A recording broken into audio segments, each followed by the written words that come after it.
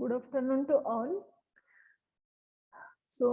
In today's SPOS lecture, we studied about the self-relocating loader, then static linking, dynamic linking, and last topic is the study concept of a class loading in Java. Okay. So let's start today's topic. Yesterday lecture, we studied about the self-relocating program, subrouting linkage and relocating loader. ये दो concept कल previous lecture में हमने देखा था, right? तो आज हम सेल्फ रिलोकेटिंग प्रोग्राम्स मतलब loader, then static and dynamic linking and class loading in Java. Okay, so let's start our today's lecture. So what is mean by relocating? Relocating मतलब क्या कि अगेन जो भी एड्रेस है उसको रिलोकेट करना. Okay, so अब यहाँ पर हमारा जो टॉपिक है वो है सेल्फ रिलोकेटिंग लोडर और program. Okay, so classification on program based on how the program may be relocated to execute from a specified area of a memory. So program कैसे relocate होगा? ओके, एग्जीक्यूट होने से पहले वो relocate कैसे होगा? इसकी 3 वेज है. ओके, सो फर्स्ट वे है कि non relocatable program, second one is the relocatable program and third one is the self relocatable program. Okay, so अब इसमें से नॉन रिलोकेटेबल मतलब क्या कि जैसे कि एब्सोल्यूट लोडर है जो कि नॉन रिलोकेटेबल लोडर है, जहां पर जो एड्रेस दिया है वही एड्रेस पर प्रोग्राम को लोड होना पड़ता है, इसलिए वो है non relocatable loader. Okay, then second है रिलोकेटेबल लोडर, जो बेसिस लोडर का हमने एग्जांपल देखा, जो क्या है relocatable loader. Okay, then third one is the self relocatable program. Okay, so ये कंसेप्ट हमें देखनी है. Okay, so self relocatable program मतलब क्या, जहां पर लिंकिंग वगैरह जो भी है वो प्रोग्राम के थ्रू ही होगी, जहां पर लोडर को ये काम करने की कुछ जरूरत नहीं है. तो ये जो भी सेल्फ रिलोकेटेबल प्रोग्राम है वो जो टाइम ऑपरेटिंग सिस्टम में, अभी नेक्स्ट जो भी यूनिट है हम ऑपरेटिंग सिस्टम का ही देखने वाले, सो उसमें जो भी टाइम शेयरिंग का जो एक फंक्शन होता है ऑपरेटिंग सिस्टम का, तो उस केस में सेल्फ रिलोकेटिंग प्रोग्राम इस कंसेप्ट का ज्यादातर यूज होता है. Okay, so what is meant by self relocatable program? So is a program which perform the relocation of address sensitive instruction by itself. Okay, जो भी एड्रेस सेंसिटिव इंस्ट्रक्शन है, कौन से इंस्ट्रक्शन को एड्रेस सेंसिटिव इंस्ट्रक्शन हम बोलेंगे? जिसमें कि वेरिएबल्स रहते हैं, जो इंस्ट्रक्शन एग्जीक्यूट खुद मतलब वो डिपेंड रहेगी. ओके, जैसे कि वेरिएबल है उसका एड्रेस क्या है, सिंबल टेबल में क्या है, स्टोर है, सो डिपेंड है. सो इस टाइप के जो भी इंस्ट्रक्शंस होते हैं उसको बोलते हैं एड्रेस सेंसिटिव इंस्ट्रक्शन. सो इस टाइप के जो भी इंस्ट्रक्शंस रहेंगे, यहाँ पर प्रोग्राम का क्या करता, खुद वहां पर रिलोकेशन कर लेता है. Okay, the program performs its own relocation and does not require a linker. So linking के लिए भी यहाँ पर किसकी जरूरत नहीं, लिंकर की जरूरत नहीं होती. Okay, so the requirement for relocation process, so self relocating अगर करना है तो क्या रिक्वायरमेंट रहेगी रिलोकेशन के लिए? सो एक टेबल चाहिए, a table of address sensitive instruction, इस टाइप का टेबल जिसमें एड्रेस सेंसिटिव इंस्ट्रक्शन रहेगी.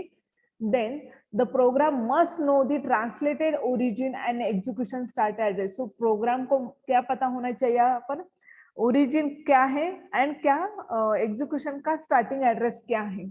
ओके, और उसको अगेन इसका भी एड्रेस पता होना चाहिए, addresses of the address sensitive instruction, इसका भी एड्रेस पता होना चाहिए.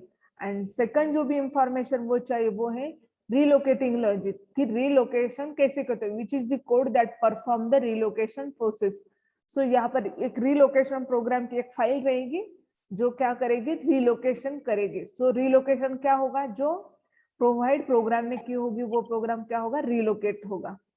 देन सो यहाँ ये दो रिक्वायरमेंट लगती है रिलोकेशन करने के लिए. ओके, अगर प्रोग्राम रिलोकेट हो रहा है, सेल्फ रिलोकेटेबल मतलब प्रोग्राम खुद उसको रिलोकेट कर रहा है, मतलब एड्रेस वगैरह सब फाइनल कर रहा है, कहाँ पर उसको लोकेट करना, ये सब चीजें लिंकिंग भी प्रोग्राम के ही अंदर हो रही. सो उसके लिए लिंकर लोडर की जरूरत नहीं, लोडर सिर्फ क्या करेगा, एग्जैक्टली उसको लोड करने का काम करेगा, लेकिन लिंकिंग वगैरह रिलोकेशन ये काम लोडर नहीं करेगा, ये काम प्रोग्राम ही करेगा। ओके, तो start address of relocation logic is consider as a execution starting address of a program. So जो भी स्टार्ट एड्रेस रहेगा रिलोकेशन का वो कैसे रहेगा, जहां पर प्रोग्राम एग्जीक्यूट रहेगा वो एड्रेस भी सेम रहेगा। Then self relocating program can execute in any memory. Okay, so self relocating program में ऐसे फिक्स नहीं रहेगा कि इसी में वो यहाँ पर कौन सी भी मेमोरी यहाँ पर क्या होती यूज हो सकती है। मतलब जैसे कि एब्सोल्यूट लोडर में कैसे फिक्स एड्रेस रहता है कि इसे एड्रेस पर करो, वैसे यहाँ पर नहीं रहेगा। सो ये था सेल्फ रिलोकेटिंग प्रोग्राम में। तो आपको इतना याद रखना है कि अगर कौन सा भी प्रोग्राम रिलोकेट होता है तो उसकी 3 वेज होते हैं, उसमें से ये 2 वेज हमें पता ही थे। अभी थर्ड वेज था कि सेल्फ रिलोकेट। सेल्फ रिलोकेट मतलब प्रोग्राम खुद ही क्या करेगा, उसका रिलोकेशन की जो भी एड्रेसेस वगैरह वो फाइनल करेगा, जिसके लिए लिंकर की वगैरह कुछ भी जरूरत नहीं है। ओके, देन नेक्स्ट कंसेप्ट है स्टैटिक एंड डायनामिक लिंकिंग। तो स्टैटिक एंड डायनामिक लिंकिंग ये वर्ड आपने सुना होगा कि इसमें कम स्टैटिक लिंकिंग, डायनामिक लिंकिंग आपने सी में या C++ में भी सुना होगा। ठीक है, सो मीनिंग वही है कि स्टैटिक मतलब at the time of compiling, dynamic मतलब at the time of run time. Okay, so static linking में क्या होता है, static linking copies all the libraries module used in a program into the final executable file at the final step of compilation। सो यहाँ पर linking की बात कर रहे हैं हम, किसकी बात करें, लिंकिंग। तो स्टैटिक लिंकिंग मतलब क्या, इस टाइम में क्या होगा, कॉपीज ऑल लाइब्रेरीज मॉड्यूल, जितने भी लाइब्रेरीज मॉड्यूल हैं जो प्रोग्राम के अंदर यूज हो गए, वो फाइनल स्टेप में जब मतलब कंपाइलेशन के ही टाइम क्या होगा, वो लिंकिंग होगी। कब होगी, कंपाइलेशन के ही टाइम क्या होगी, इसमें लिंकिंग होगी। लेकिन डायनामिक लिंकिंग में क्या होगा, लिंकिंग कब होगी, at the run time when both executable file and library file are placed in a memory। so इस केस में क्या होगा, जो भी executable file एंड जो लाइब्रेरीज है, रिलेटेड लाइब्रेरीज, वो कहाँ पर होगी, मेमोरी में ही प्लेस होगी। अंडरस्टूड दोनों का डिफरेंस। यहाँ पर आप अगेन यहाँ पर एक डायग्राम है, उससे भी आपको आइडिया क्लियर हो जाएगी static and dynamic linking. Suppose ये प्रोग्राम .o एक्सटेंशन, मतलब ये प्योरली उबंटू में फाइल चली जाती है, मतलब लिनक्स यूनिक्स ऑपरेटिंग सिस्टम में, हाँ, वहां पर आउटपुट फाइल इस एक्सटेंशन से जनरेट होती है। सो अगर वो स्टैटिक लिंकिंग है तो स्टैटिक में क्या होगा, सपोज my_program नाम का ये है कुछ प्रोग्राम है, तो वहां पर क्या होगा, पहले program code, program data and then library code, इस वे का सीक्वेंस रहेगा। लेकिन अगर वो डायनामिक लिंकिंग है तो प्रोग्राम कोड ही क्या करे, उसी टाइम वो क्या करेगा, लाइब्रेरी कोड को क्या करेगा, कॉल करेगा एंड देन वो एग्जीक्यूट करेगा। ओके, सो इसमें अगर देखते हो तो आप टाइम कंज्यूमिंग ज्यादा है और इसमें डेटा भी ज्यादा लगेगा। ओके, सो अभी इसका डिफरेंस देखते हैं, static linking and dynamic linking. Process of copy all the libraries module used in the program into the final executable image, process of loading external shared libraries into program, then bond those shared library dynamically to the program। इसमें first difference ये दोनों भी लिखा तो भी चलेगा। Then last, ये कब होता है, ये last step of compilation, it occurs at the run time।